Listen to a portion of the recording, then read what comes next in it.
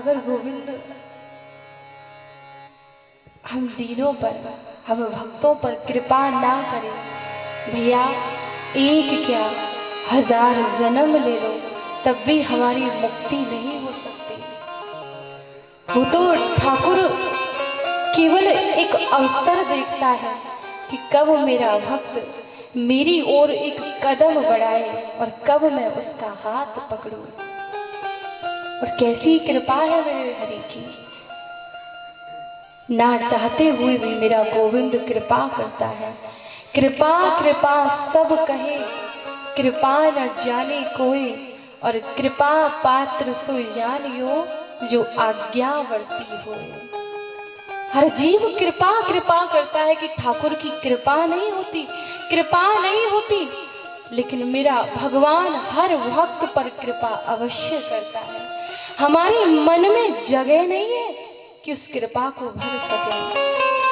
और कैसी कृपा है गोविंद की, मूकम करोति वाचालम पंगुम लंघयते गिरिम, कि उस भगवान की कृपा से एक गूंगा व्यक्ति भी बोलने लगता है।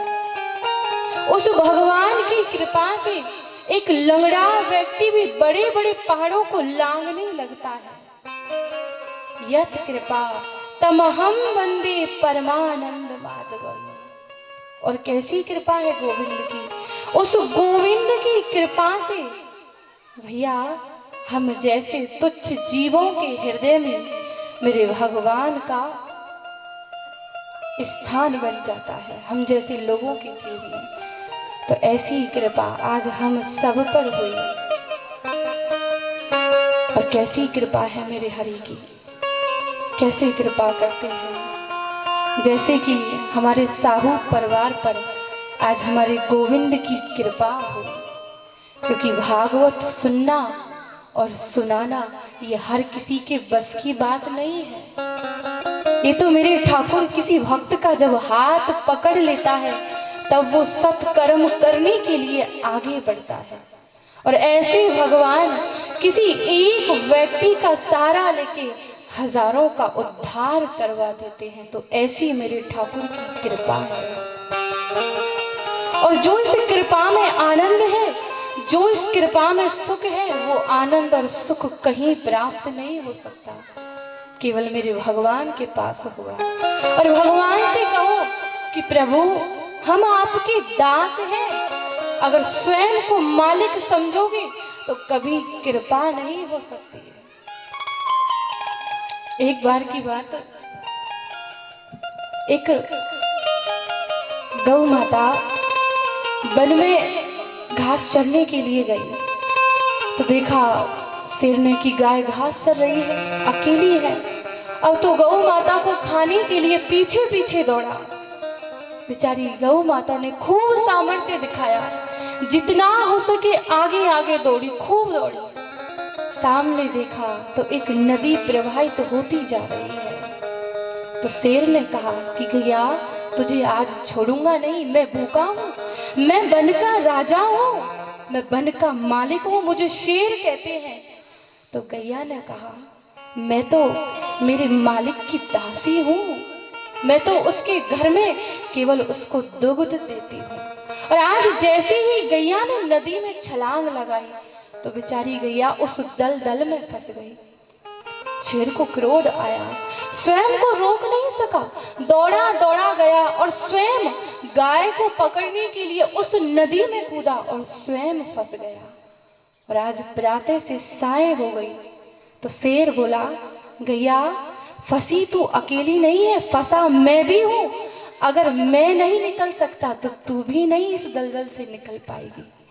तो गैया ने इतनी सुंदर बात कही कि शेर तुम खुद को वन का राजा समझते हो कि मैं वन का राजा हूँ, और यहाँ राजा नहीं भगवान का दास बनने में फायदा है। तुम्हारा तो कोई मालिक नहीं है कि तुम्हें ढूंढते ढूंढते आएगा और तुम्हें निकालेगा, लेकिन मेरा मालिक मेरा इंतजार करेगा, और जब मैं घर नहीं पहुंची तो ढूंढते ढूंढते आएगा और इस दलदल से मुझे अवश्य निकालेगा।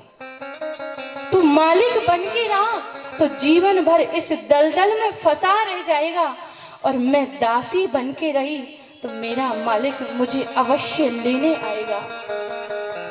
साय हुई, मालिक ने देखा कि गैया अब तक नहीं आई, घास चरने के लिए गई। और आज जैसे ही मालिक आया तो देखा दलदल में शेर भी फंसा हुआ है और दलदल में गैया भी फंसी हुई है। शेर का मालिक कोई नहीं, इसलिए दलदल में फंसा रह गया, और गौ माता का मालिक आया, इसलिए दलदल से बाहर निकल गई। वैसे ही इस संसार में मालिक नहीं, दास बनने में फायदा है।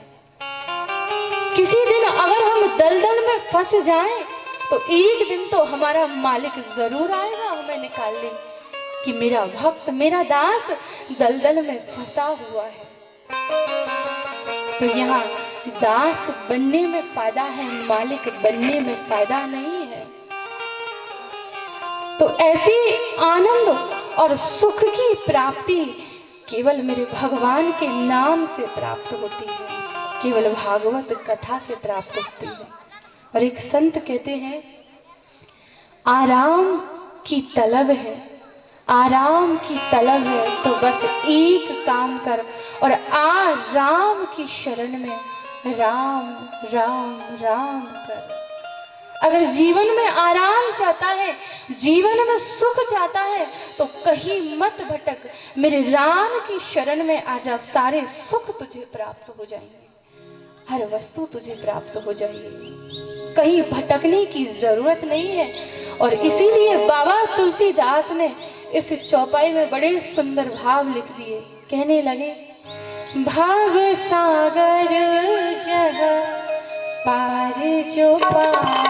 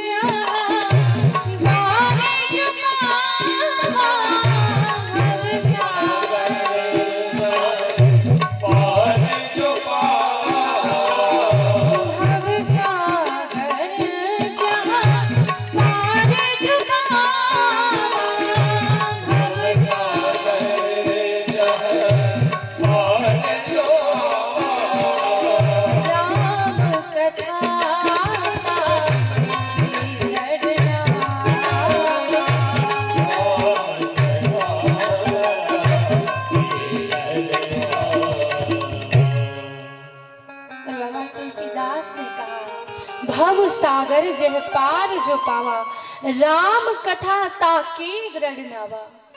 भैया, इस भव सागर से अगर जीव पार होना चाहता है तो राम कथा, कृष्ण कथा रूपी नौका में सवार होकर इस संसार सागर से पार हो सकता है, और कोई उपाय नहीं है।